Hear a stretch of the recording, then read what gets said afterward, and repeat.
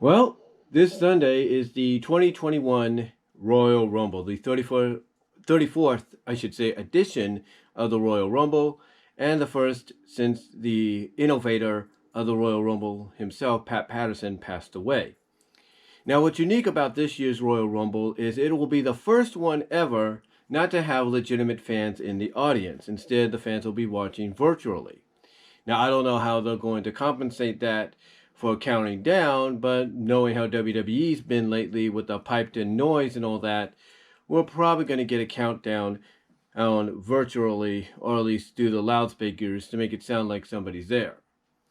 Now, there are, besides the 2 Rumble matches, 4 additional matches for championships that will happen that night.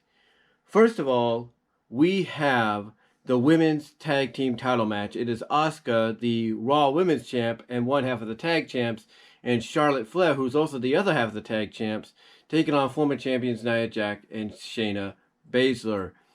Now, some would expect perhaps, Asuka and Charlotte will win, to retain, keep the momentum, probably continue some dissension, if you will, between Shayna and Nia that will bleed into the Rumble match itself.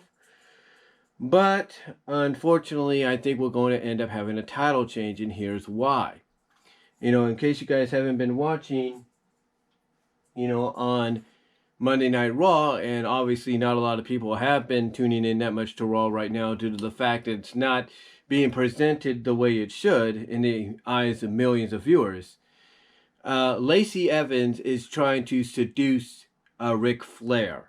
Now, this obviously from a story, if not realistic standpoint, doesn't make any sense, seeing as though she's a mom and she's probably already married herself. So, what sense does it make, for her to want to flirt with Ric Flair, who's a married person himself? I guess whatever sense they're trying to make out of it is Lacey is using this to get herself to the top, but also to get to Charlotte Flair. In other words, Ric Flair is being used as a means to show, from a storyline perspective, Lacey Evans' superiority over the Queen. So it's going to be interesting how this plays out. But I think Lacey and Rick are going to play a role in us getting new tag team champions. Obviously, this probably would give away, who the final 2, or at least 2 of the final 4, could be in this year's Women's Rumble match. Now, besides that, we also have Sasha Banks against Carmela. Now, a lot of people would expect that this will be the time Carmela will win the SmackDown Women's title and at least hold it till WrestleMania or until Elimination Chamber or Fastlane. And I wouldn't be against, that happening, but honestly, I don't think it's going to. I think Sasha Banks is going to retain. And what's going to happen is, Carmela is going to enter the Rumble to try to get herself another opportunity, and she's going to fail.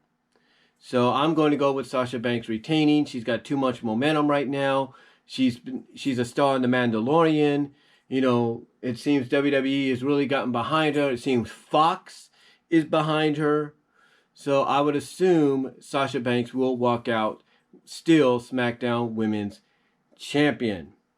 And then we have the WWE Universal Championship match. Last man standing, Kevin Owens, Roman Reigns. Both recently have been making each other look strong.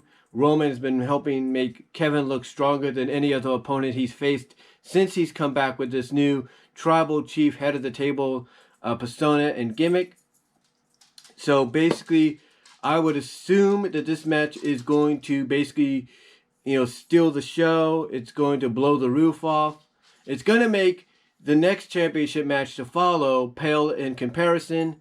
And it's going to really be probably one of the match of the year candidates, for 2021, even though we're at the, end, even though it's happening on the final day of the first month of 2021, I could see this not being put up there as a match of the year candidate, not just for WWE, but for wrestling in general. And I expect a very physical and violent matchup. Not, extreme violence and all that, but one that's probably more violent and physical than Roman's been accustomed to during his tenure with the company, which has been about, almost 10 years, almost a decade. That's saying something. And that includes FCW, NXT, and the main roster. So I think it's going to be one of the more physical matches he's been part of in quite some time. Do I see Roman retaining? Possibly. Do I see Kevin winning? Possibly. This matchup right here is kind of up in the air. So I'm definitely not. I'm definitely not sure of who to pick. So I'm just going to leave it up to what WWE, as crazy as that sounds, whoever has been booking this and been doing a great job with it. I'm going to let whoever decides it's the finish for this to come up with it, and we'll see what happens. I mean, if Roman loses, I could see him retaining at Elimination Chamber or even Fastlane, probably Elimination Chamber, if not sooner on the following SmackDown after the Rumble, the post-Rumble edition of SmackDown. I could see that being the place, or I could see Elimination Chamber being the place for Roman to retain or regain the championship from Kevin if he loses. But again, it's kind of up in the air. They probably could keep it back on Roman, but we'll see. It's going to be interesting to watch. But like I said, it's probably going to be one of the more violent physical matches Roman's been in since he's been brought up to the main roster from NXT back in 2015 or 2014. Was it 2015? No, it was 2000.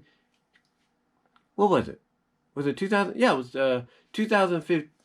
Wait a minute. The first 2013. Yeah, that's it. 2013.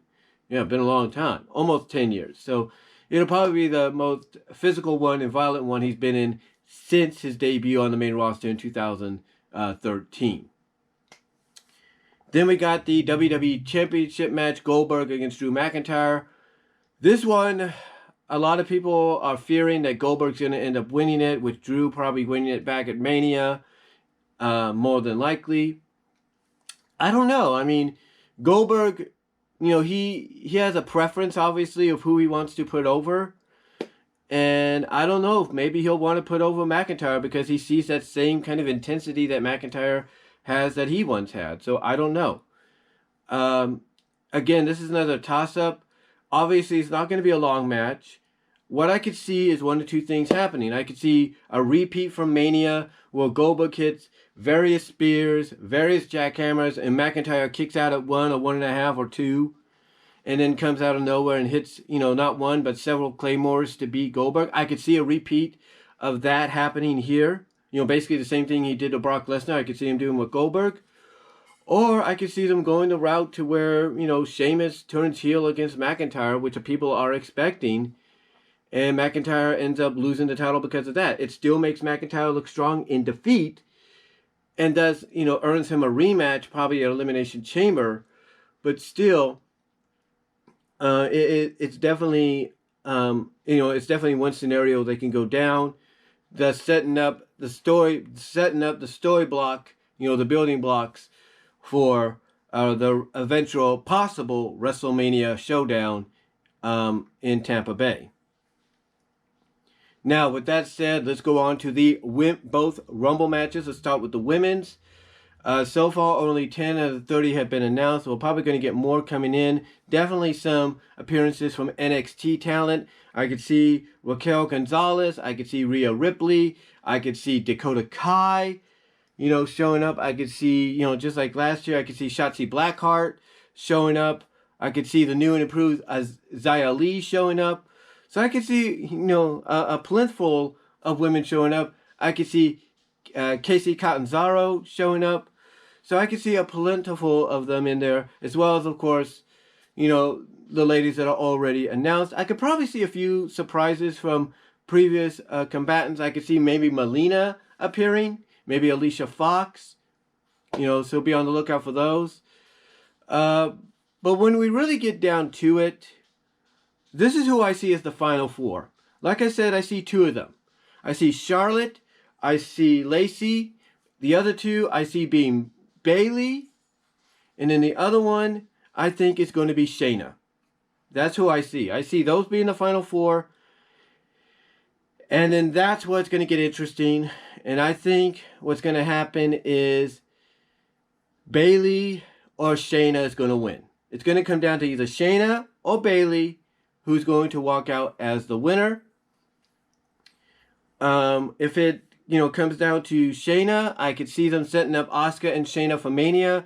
That would be a great matchup, and to me would be a great reset for Shayna Baszler to assume her dominance in the match, or her dominance in the women's division. If they end up going with Bayley, I could see Bayley going on to face Sasha and finally having that premotable,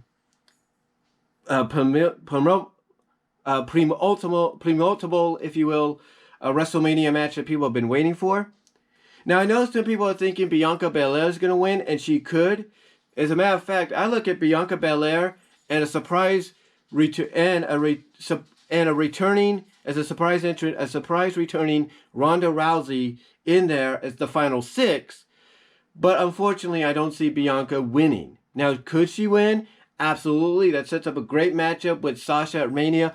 Or if they go with Carmela beating Sasha, I could see Bianca being in that role that Ronda Rousey was in when she first faced Alexa Bliss on her own at SummerSlam a few years back and dominated Alexa, on her way to win the championship. I could see them putting Bianca in that same role with Carmela. Like, Bianca could be the one that's, dominates Carmela in the confrontation at Mania, because you need one of those, matchups that basically, showcases the dominance of somebody over another, especially when it's for a championship. And when we've seen them, they've pretty much followed through on the dominant run of that, that superstar, throughout their championship reign. So, again, if they go with Bianca, I see them going with Carmella winning the championship, and then that building to a match at Mania to where Bianca would dominate.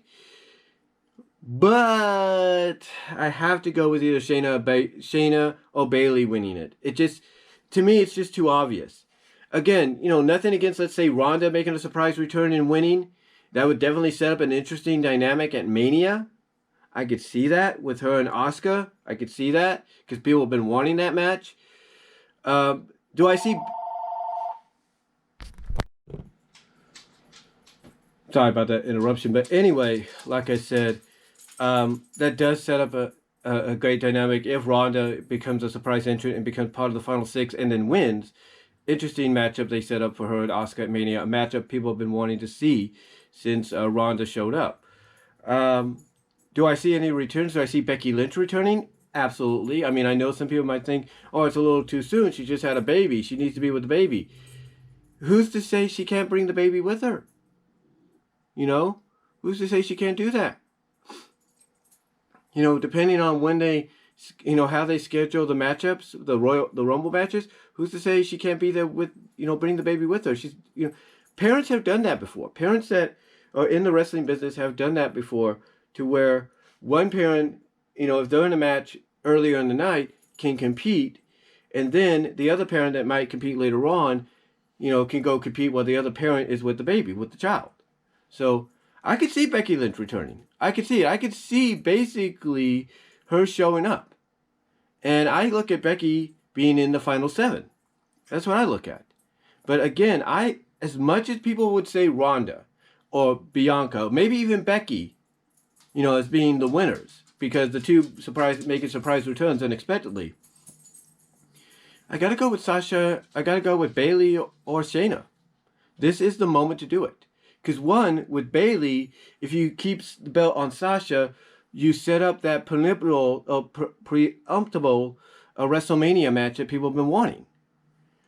And if you go with Shayna, you set up a matchup of the two most dominant NXT women's champions in history, to the point that at WrestleMania, on the grandest stage of all, basically you finally settle who was the most dominant. And it's for the Raw Women's Championship. So my 2 picks, it's got to be either Bayley or Shayna. And as far as the men go, well, that's interesting. That is interesting. We know Edge is going to be in there. We know Randy Orton's going to be in there. We know the Fiend, Bray Wyatt's going to show up, probably as both personas, if not all 3, do a Mick Foley where he shows up as, Wyatt family, Bray Wyatt, Funhouse Wyatt, and then The Fiend, I could see that. That way it kind of fills up, the 30 spots, as ridiculous as that may sound. But honestly, you got them, you got the ones that have made the intentions clear, you got those that have yet to get in there, but will get in there, no doubt. They'll probably get an opportunity to get in there anyway. They may not qualify at first, but they'll probably get in there to fill the void. And I could see some returns. I could see John Cena returning. Yeah. He's got nothing planned right now, as far as I know. Can you imagine John Cena showing up? And the reactions people will be recording for YouTube? People will be like, what the hell? I mean, here's the thing. You got AJ Styles being in there. History. AJ Styles, John Cena. That's it. That's something to look at. So history. AJ Styles, The Miz. If The Miz is still in the match, depending on what happens with that Drew McIntyre Goldberg match, because he could cash in there too. Who knows? But yeah, you got The Miz, you got Morrison, you got a plethora of superstars that whoever you put in there, the moment John Cena shows up, that would be something. That would be a heck of a moment, no matter who it is. So you got Cena possibly returning. You probably got one or two NXT talents being called up. Like, people are expecting members of the Undisputed Era to show up. Johnny Gargano to show up. Austin Theory. They're expecting Finn Balor, the NXT champion, could be in it. So people are expecting a lot of faces to show up from all three brands to return. Like Edge already made his announcements, his intentions clear. John Cena, obviously. Brock Lesnar's a name being floated around, so that would be something. So you got all these names. You got all these names coming, probably being in the Rumble, along with the 10 already set for it. And the question is now, who wins? Who wins the Rumble match? Well, just like with the women, I see it coming down to these four. Keith Lee, Daniel Bryan, Mustafa Ali, because they got to push Retribution, and John Cena. I know that sounds. Well, actually, let me change my mind, because I was just thinking about that for a second. Yeah, I do see Keith Lee, Mustafa Ali, Daniel Bryan, and John Cena. Those are the four I see. And the reason Ali would be in there is they got to push Retribution. They still got to treat them as a threat.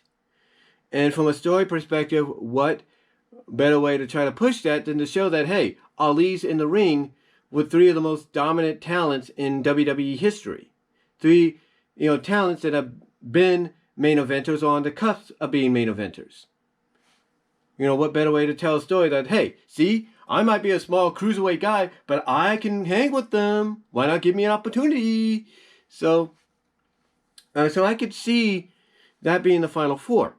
As far as who the final six could be, the final six would be, again, the four I just said: Lee, Ali, Keith Lee, Mustafa Ali, John Cena, Daniel Bryan. The other two, Brock Lesnar and Sheamus.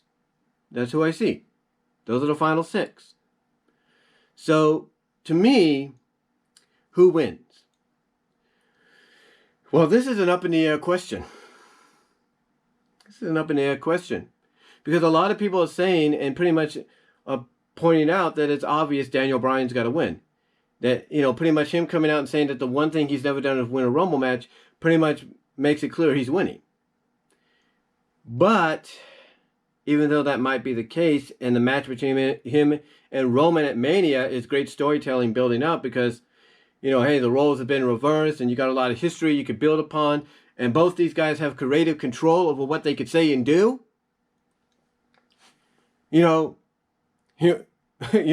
As someone like, Alex Hicks, Just Alex or Just Alex Central, sign me up. I'm sold. And if you want a matchup, a main event championship matchup at Mania, to really get that additional 20,000 viewers that additional 20, what is it? 24 million viewers on your product, because this will be one of the first events, if not the first pay-per-view event on as part of the WWE's deal with Peacock, being part of the Peacock network. If you want a main event that's going to get people talking, that's going to draw in that additional 24 million viewers, along with your already established 1.10 million viewers, Daniel Bryan, Roman Reigns would do it. But the same could be said for John Cena, Roman Reigns. As crazy as that, and I know people are thinking, oh no, please do not go that route. But think about it. Storytelling's perfect. Both men have creative control. John Cena can actually call out Roman Reigns. Think about the storytelling there. John Cena could come out and say that, people have been wanting him to be this and wanting him to act like this, but he's always stayed true to himself no matter how people have felt. And he can call Roman Reigns out for his bullcrap and say, I respected you for you being yourself, no matter how people felt, and yet you want to change? This ain't you. He could call him out for changing, for, becoming something that he's not. Imagine the promo wars, if you will, leading up to that match at Mania. That'd be interesting. That would be something, in my opinion. Then, you look on the other side of the equation. Mustafa Ali, Keith Lee of Raw. As I was saying, sorry for the interruption there, but basically as far as, like the Raw side of things, you have Keith Lee and Mustafa Ali. Obviously, the one out of those two would have to be Keith Lee, because you put him back in the ring with Drew McIntyre just like last time. And what you saw on Raw, to me, everybody was praising that match, but to me, that's just a sample of what they're capable of. And if you put Keith Lee against Drew McIntyre at WrestleMania for the WWE Championship, and you let them loose, knowing that that's the biggest stage of all, and knowing that you're going to have fans on the product more so than you've ever had, and a lot of those could be hardcore fans that know who Keith Lee is and have seen these matchups between these two outside of WWE and expect them to take it to that next level, then, then to me, the choice is obvious. Now, they could still go with Keith Lee and have him go against Goldberg and have Goldberg put over Keith Lee as a dominant force, just like Goldberg did with Strowman, and that could happen. But then again, you could also have Keith Lee go against The Miz, because again, even though Miz is still slated to be in this match, he still has the Money in the Bank cash in due to technicality, and he could cash in on a wounded Goldberg or a wounded McIntyre and become champion, and you could build to him and Lee at Mania. Makes sense.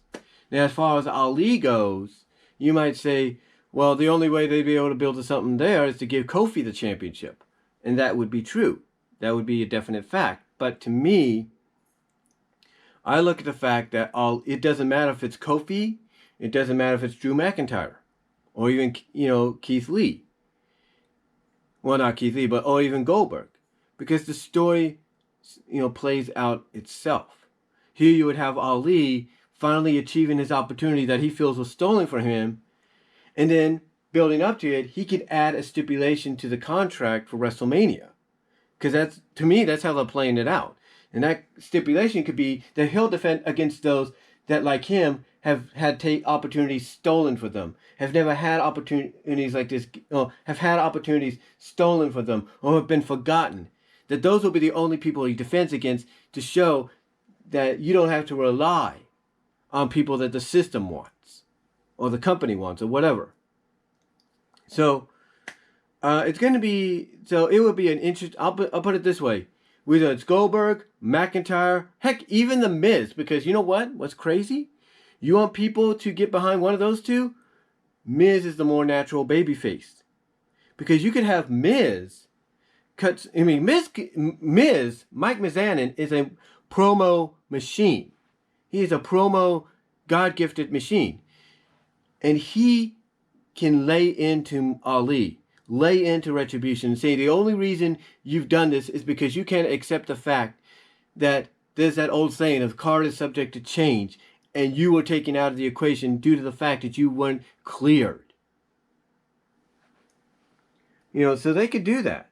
They could do that with Ali and with Miz if they decide to do that. And in a sense, depending on your viewpoint, they can make Miz a babyface. Because like I said in the video talking about this deal with Peacock and WWE Network, you're going to end up having more viewers on your product than you've ever had. And some of those viewers may enjoy what's going on Raw because of the unusualness, because of the craziness. Despite how others might feel about it, you'll have millions of viewers that might be cool with it. I'm just saying. So, there's different possibilities as far as the Raw side goes. But if I was to choose between two individuals out of those 4 or 6 that I mentioned, it's either Cena or Daniel Bryan. It's got to be John Cena if he returns, or Daniel Bryan. Because you know why? Both would tell a great story with Roman. Both could have creative control over what they say, just like Roman does, along with the help of Paul Heyman. And to me, it just builds itself. The promos and everything, the storytelling, it builds itself to Mania. You just let these guys go, and the rest is history. But anyway, though, guys, that's pretty much my predictions, my thoughts on this year's upcoming Royal Rumble this Sunday from Tropicana Field in Tampa. Let me know what your thoughts are. Comment down below. Let me know what you think about it in the live chat. Who do you think will be the final 6, if not the final 4, in both Rumble matches? And that's about it, guys. So till next time, God bless. Take care. Stay safe.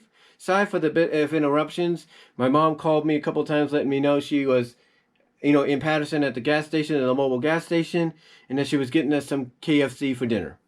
So let me know what you guys think, though, down below. What my predictions are, my thoughts are on the Rumble and how I see it happening, as far as the matches go and all that. And again, stay safe. Take care. God bless. I'm out.